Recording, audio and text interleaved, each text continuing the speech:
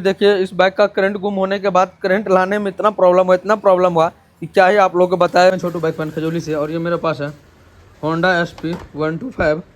और सबसे बड़ी बात है कि बाइक रनिंग आवर में था, बाइक वाइट में कर रहा था, धुआं दे रहा था, तो इस बाइक का हाफ इंजन का काम करवाया था।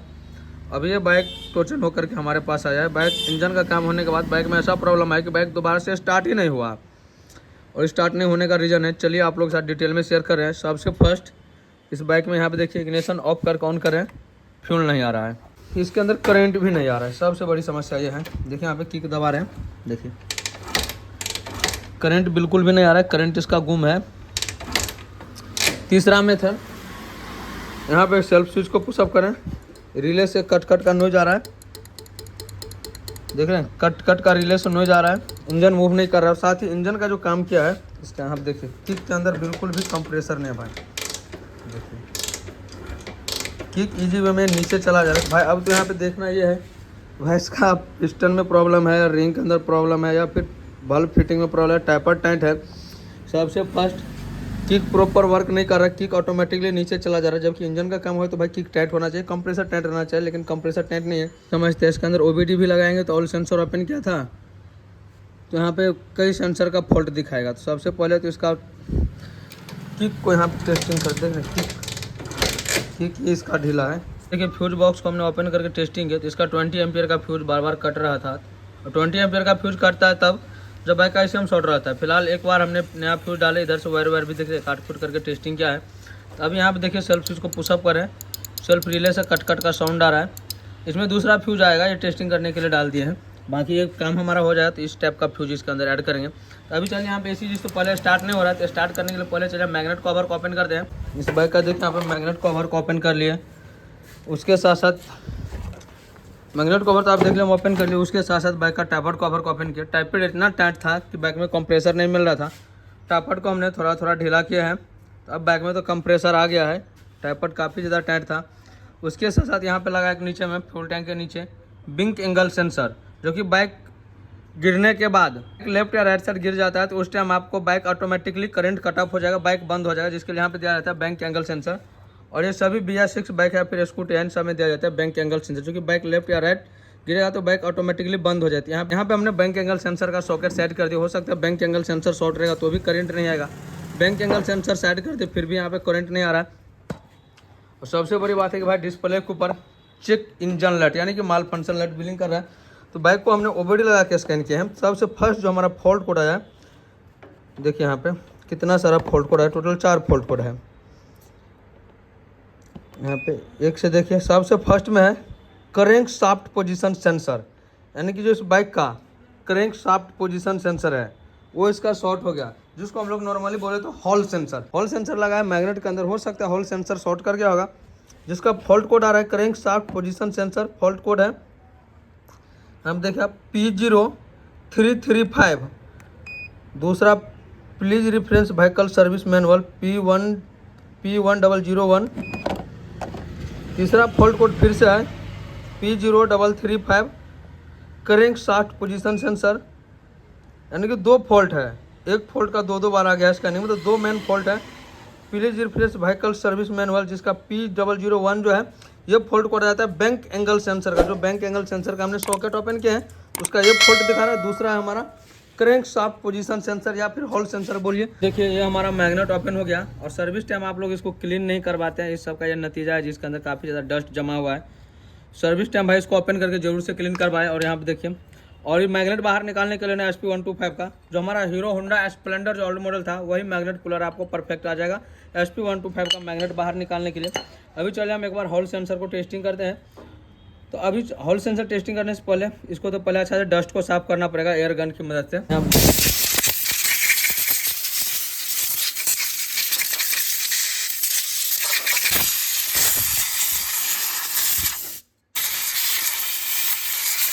मल्टीमीटर यूज कर रहा हूँ। और आप लोग यहाँ पे देखिए PDF रिकमेंड जो एक चीज़ बता रहा है कंपनी, देखिए PDF रिकमेंड जो है यहाँ पे कंपनी क्या बता रहा है, क्रैंक शाफ्ट पोजीशन सेंसर यानी कि CKP सेंसर जो हमारा क्रैंक शाफ्ट पोजीशन सेंसर, जिसका रिफरेंस वोल्ट कितना आना चाहिए 360 टू 440 ओम। अगर 440 ओम से ज़्यादा है या 360 ओम के बीच या 440 ओम के बीच का रेफरेंस है तो सही है।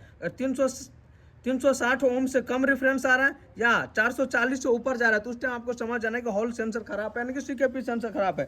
तो फिलहाल मैं यहाँ पे चेक कर रहा हूँ। चलिए, ब्लू कलर का वायर है, इस वायर में एक सॉकेट यहाँ पे ऐड करना है। इसके पीछे से पतला वाला प्रूफ है तो आसानी से काम बचेगा, पतला वाला प्रूफ नहीं है तो उस टाइम आपको इसके अंदर कोई पिन डाल के आपको काम करना है। दूसरा हमारा हो गया ग्रीन पे येलो कलर का पट्टी है, दोनों में देखिए यहाँ पे ऐड किए, दोनों में एक एक वायर ऐड कर दिया। यहाँ पे देखिए अभी यहाँ पे कितना रेफरेंस दिखा रहा है, 157-58 यहाँ पे दिखा रहा है, जब कंपनी सीधा बता रहा है 360 to 440 ओम होना चाहिए और यहाँ पे ओम कितना दिख रहा है, बिल्कुल कम। तो हमारा जो सीकेपी सेंसर यानी करंट 60 पोजीशन सेंसर वो इसका डेड हो गया है और इसी की वजह से हमारा बाइक में ना करंट आ रहा था ना एसी स्टार्टिंग काम कर रहा था। तो अभी सबसे पहले चलिए इसको खोल के निकालते हैं बाहर। और भाई आप देखें तो इंजन का काम होने के बाद ये सब प्रॉब्लम आया है बाइक में।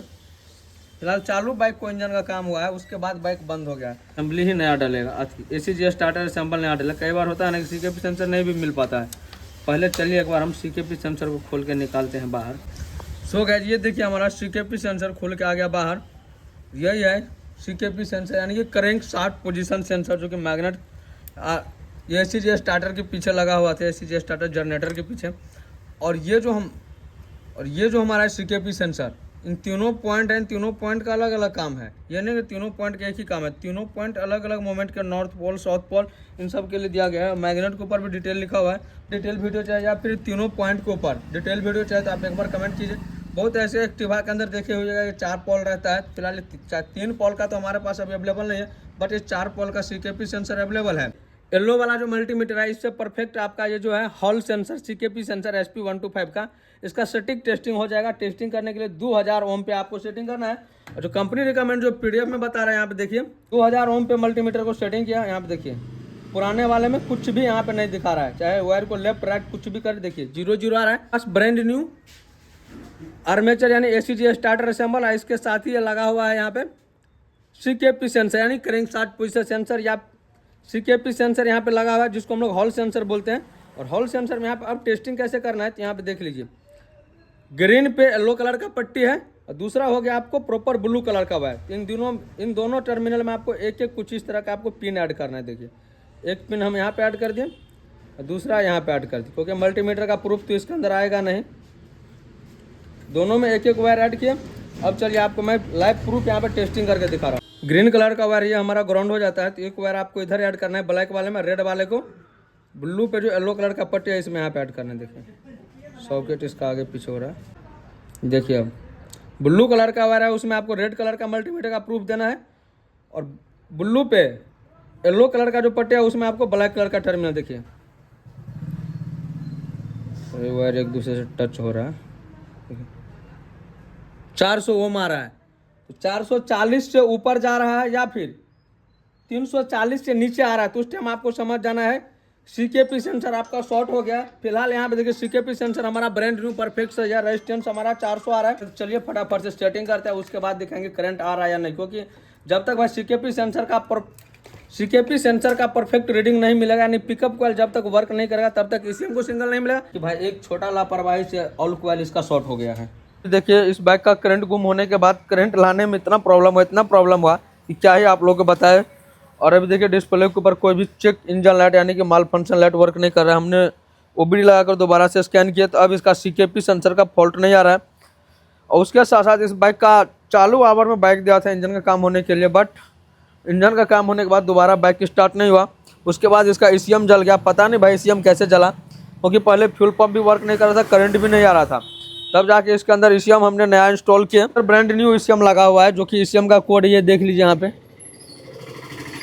D22ID03, ये ईसीएम का पार्ट नंबर आ गया। और ईसीएम हमारा ये रहा D22, इसका KON22, ये ईसीएम का पार्ट नंबर है। करेक्ट इग्निशन लॉक आपका जेन्युइन होना चाहिए।